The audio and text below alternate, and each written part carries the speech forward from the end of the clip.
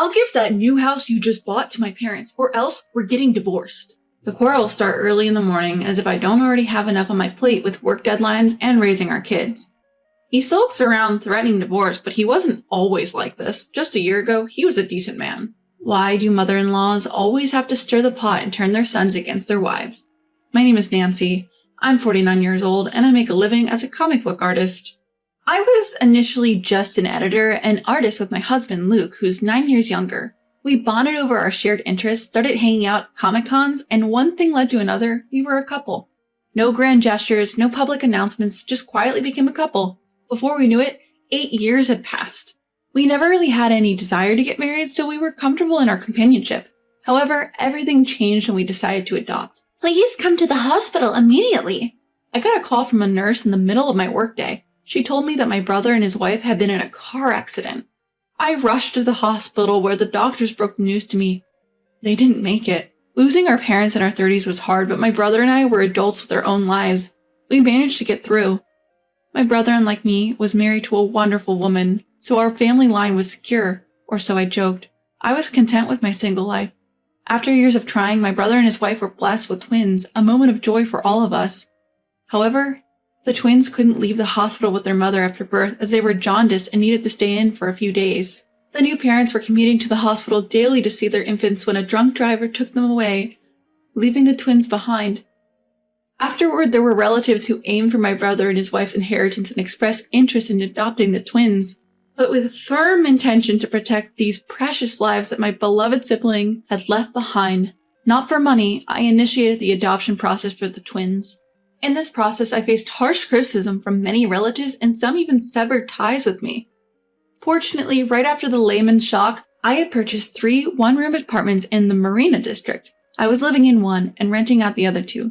Apart from my earnings as a comic book artist, I also had a steady rental income, so I had both a place to live and enough income to raise children. However, I had overlooked something crucial. I had never been married, nor had I ever raised a child. At the time, I was so focused on protecting the twins that I hadn't taken into account what would come next. I was able to take a break from my ongoing comic series and somehow manage unfamiliar household chores and child rearing. It was already a huge task to care for one infant, but I was thrown into the deep end, having to take care of 2 at the same time, and it was hectic every day. Seeing me run ragged by the twins, Luke, my editor, suddenly proposed to me, saying, "Miss Nancy, will you marry me?" I had lived for 49 years, had a couple of lovers in the past, but as I was absorbed in my work, my marriageable age had passed without me noticing. Also, having continued a vague relationship, more than friends but less than lovers, for 8 years, I couldn't find the meaning to get married now and was unable to respond to his proposal. As I was looking down, lost in thought, one of the twins, my son, started crying loudly using his whole body. Whether he wanted milk, a diaper change, or was just angry at being woken up, I wasn't sure. There, it's okay, don't cry.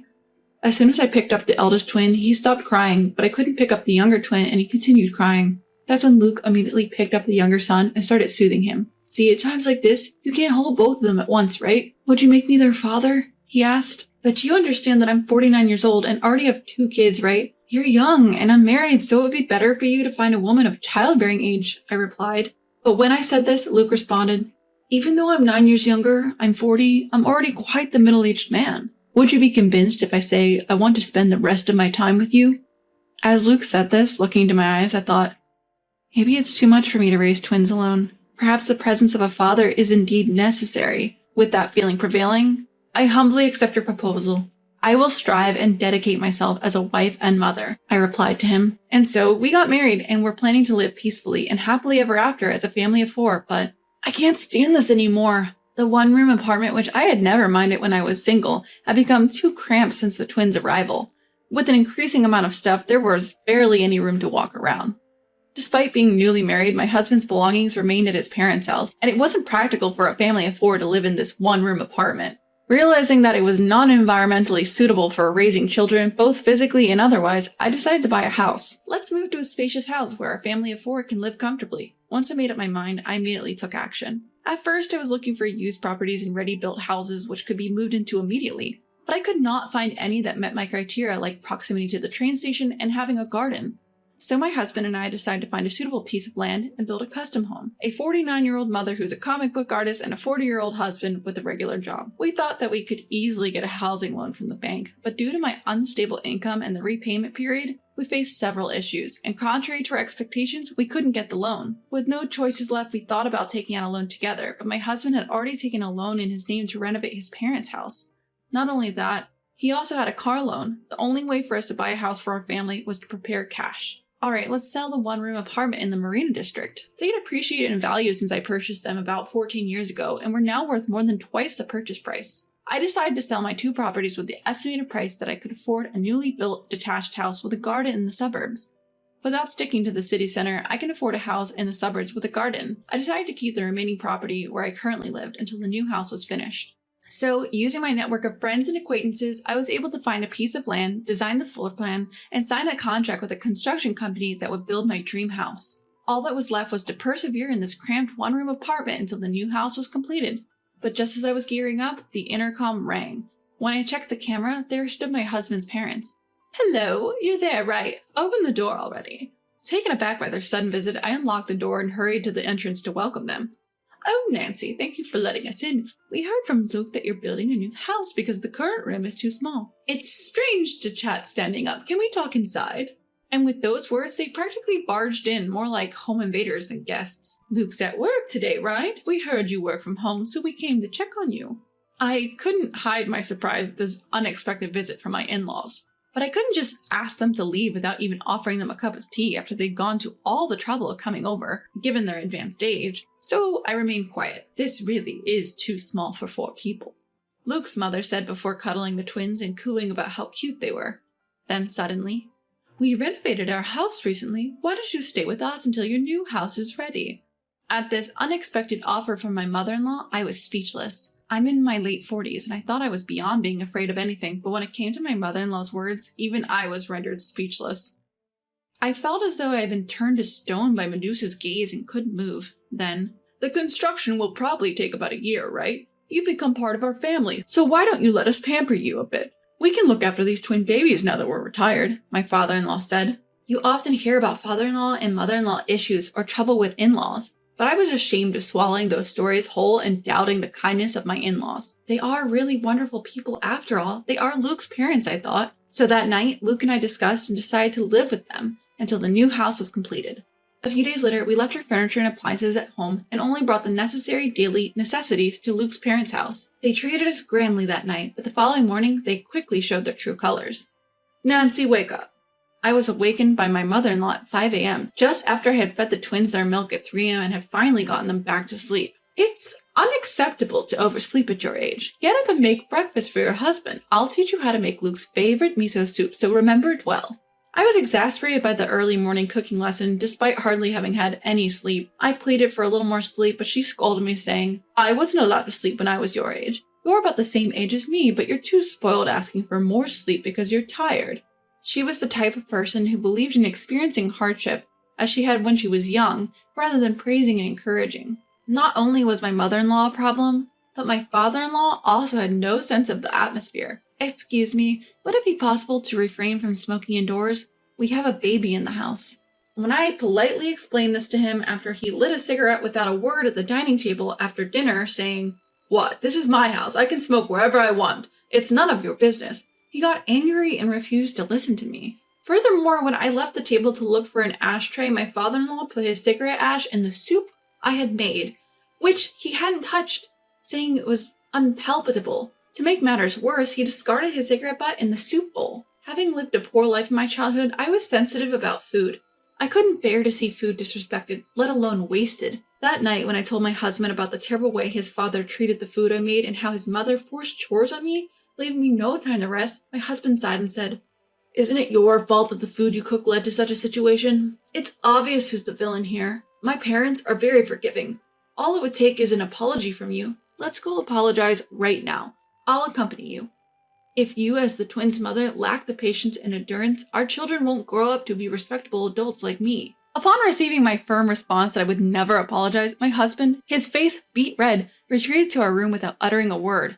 The next morning, he left for work without eating breakfast. Surprisingly, he returned home partway through the day and thrust divorce papers in front of me. What was that attitude yesterday? I'm your husband. Who do you think you are speaking to me like that? I'll divorce you. Now sign these divorce papers. He raged, so I replied, well, if you're the husband, then I'm the wife. Got a problem with that? Bring it on. I'll sign. Just hand them over. I promptly signed the divorce papers, affixed my seal, and handed them back to my husband. It seemed that losing the argument annoyed him, so he turned to his mother for backup, scurrying off to his parents' room. A 40-year-old man running to his mom because he was about to lose an argument, he was acting like a middle schooler. Such a man wouldn't have the guts to submit divorce papers. As for his mother, who came to his aid, she said, Luke is the backbone of the family. He goes out to work for all of us. We women must respect our husbands while protecting our homes. As expected, she sided with her son. I had thought living together would make raising our twins easier, but in reality, my in-laws didn't help at all with the children. What's more, while I had shared housework with my husband before, I now had to do it all myself. I was at my wit's end. This is 100 times harder than when I was raising the kids in that cramped one-room apartment. I've reached my limit, I told my husband. His response? My mom is doing her best for you, Nancy. Isn't it disrespectful to talk about her like that? And you should learn from my perfect mother. She's righteous. He was completely brainwashed by his mother's old-fashioned values. I realized it was impossible to continue the conversation. Early the next morning, I packed up our valuables, took our twins, and went back to our one-room apartment in the Marina District. The relief I felt at being able to raise my kids in peace was short-lived. I was shocked to find that the furniture and appliances I had left behind were all gone. When I called my husband, who had a spare key, he nonchalantly admitted to selling them to a buyer. When we move into our new home, we'll buy new appliances, right? Old appliances won't suit a new house, so I sold them. Also, our new place has built-in furniture, so I didn't think we needed ours. He had sold everything without my permission. What's more, he seemed thrilled over the phone that the smart appliances had fetched a good price. When I asked him to return the money he had made from selling our belongings, he claimed he had already used it to buy hot spring trip tickets as gifts for his parents. Furious, I threatened to report him to the police for stealing and using my belongings without my consent, to which he laughed and said, theft doesn't apply between family members, making a mockery of me. He even had the audacity to laugh, suggesting that I neither had the time nor money to consult with the lawyer given the expenses of raising our kids. Infuriated, I hung up and vowed to seek revenge on my husband's family. A few days later, he called me. It's insane to depict our family in your comic. What were you thinking? I've had enough. The new house you bought will be a gift to my parents. It's the punishment for a disrespectful wife. Oppose me and it's divorce. So, before I returned to my apartment in the Marina District, I had taken from his room to the ward office and submitted the divorce papers that we had signed. Soon after, I received another call, not from my husband, but from my ex-husband, trembling. What do you mean by divorce? Why did you submit the divorce papers? I could hear his trembling voice over the phone and imagine his pale face. The thought was so amusing that I couldn't help but burst into laughter.